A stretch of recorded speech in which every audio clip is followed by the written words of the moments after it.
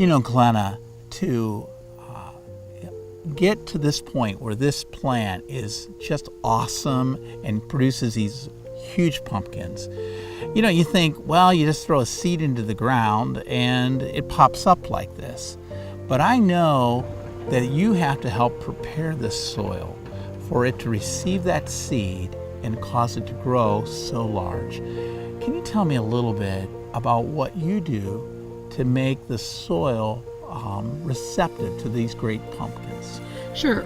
Getting the garden ready in the spring properly is just as important as the work you do in the summer when the plant is growing. Mm-hmm. So I start out early spring and take soil samples and send to a lab. They send back all of the nutrients in the soil and the amount. You have to have the proper level of each nutrient, and you also have to have various nutrients in the proper ratio to each other.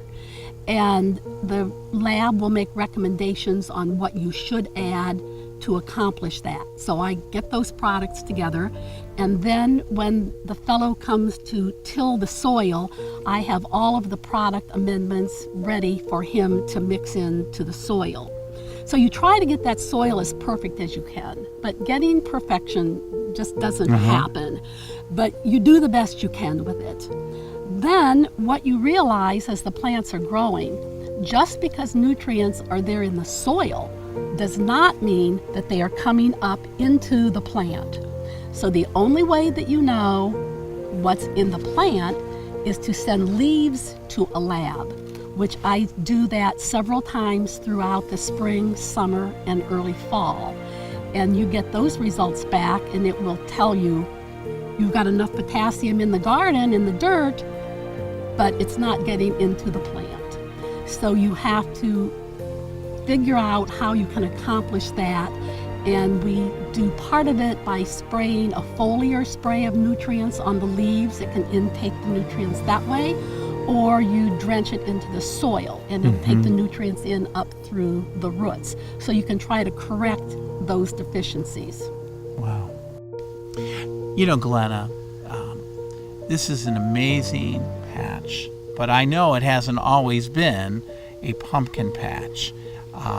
Tell me kind of the history of how you got to this wonderful soil and this great place where these pumpkins can grow. We used to raise Arabian show horses, and so this area was pasture for the horses. When we didn't have the horses anymore, we decided to plant a pumpkin patch so that I could share pumpkins with kids and have fun with that. I didn't know how to grow pumpkins. We plowed it up, planted some seeds, and the weeds would get ahead of me. We'd maybe get a couple pumpkins, maybe not. And then I decided I needed to learn what you needed to do to grow these pumpkins properly. Glenna has shown us that it takes hard work combined with preparation to help make this garden grow these amazing pumpkins.